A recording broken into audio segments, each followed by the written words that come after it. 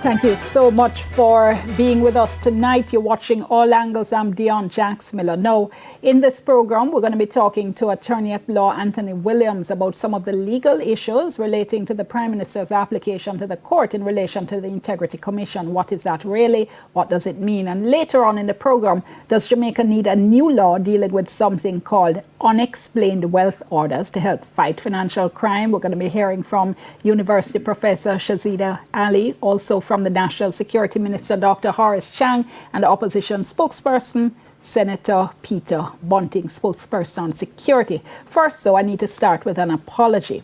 On last week's show, in a discussion about business partners and conflict of interest in government, a guest referred to former Prime Minister P.J. Patterson as well as Dr. Vin Lawrence, leaving the impression that they had been business partners and that those conflict of interest issues related to them. Want to make it clear, Mr. Patterson and Dr. Lawrence were never business partners and no such conflict of interest issues could therefore apply.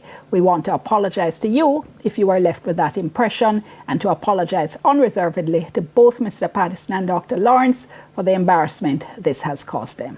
Let me go now to a report by Andrea Chisholm following Tuesday's sitting of the House of Representatives. Now, opposition members walked out of the House after opposition leader Mark Golding had been blocked from moving a motion relating to what Prime Minister Andrew Holness had said about his statutory declarations.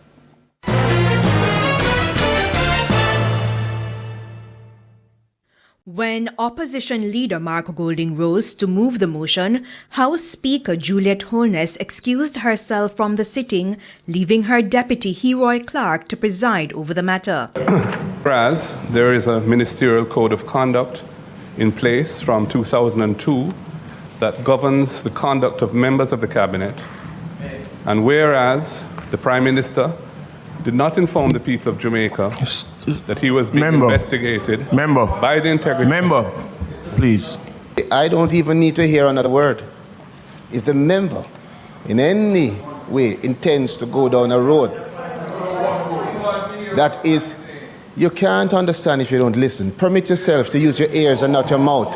If it is that the member intends to travel down a road that is going to breach the standing orders in raising matters, let me just say it before, that are sub judice. Hold on, I'm just telling you, that cannot be accommodated in this House. Member, you start on a premise, and as far as the standing order is concerned, I hear the first part of where you're going. Deputy House Speaker Heroy Clark used Section 22(3) of the Standing Orders, stating that the motion being moved by Mr. Golding is out of order. He also used the UK Parliamentary Handbook Erskine May to state that matters before the courts cannot be raised in a motion.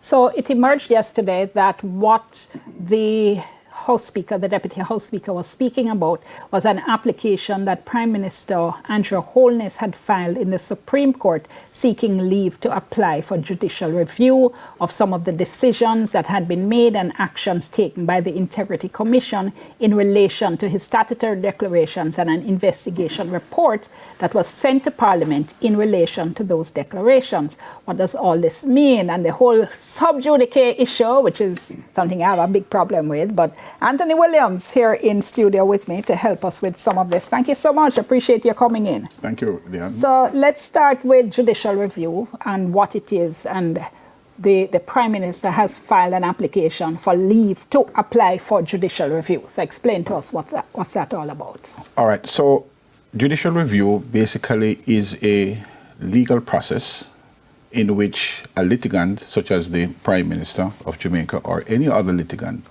can apply to the court seeking redress in relation to a matter that he feels aggrieved about. So, for example, in this particular case, he's saying that a certain decision was made in relation to the Integrity Commission or the Director of Investigations making certain pronouncements that the matter should be sent to FID. And so he is trying to prevent that from happening And so the issue of constitutionality, illegality arises. And so what he seeks to do is to apply to the court for certain orders, and we will talk about them further, certain orders in relation to judicial review, basically to review or to rule that the IOC, its servants and or agents should not proceed in a certain manner. So therefore, certain decisions were made, and when you're doing a judicial review, you're asking the court to look into the actions or the decisions of those, the way in which those decisions of the way in made. which those decisions were made. Now, we must make it very clear that in law there are certain axiomatic, or should I say fundamental or pivotal principles on which someone can apply for judicial review. The litigant, and in this case the Prime Minister, he would have to prove to the court a number of grounds. One, anyone, that there's some illegality that occur. How the Integrity Commission went about it.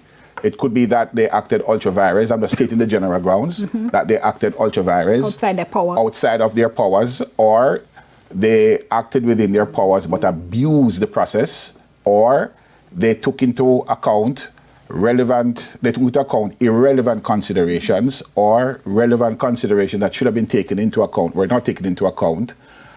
Those are just some of the grounds. Okay, one of the important things, though, is that it's a two-step process. Yes. So you can't go straight to judicial review. You have to ask the court for permission to apply for judicial Right, and review. what that simply means is that the court,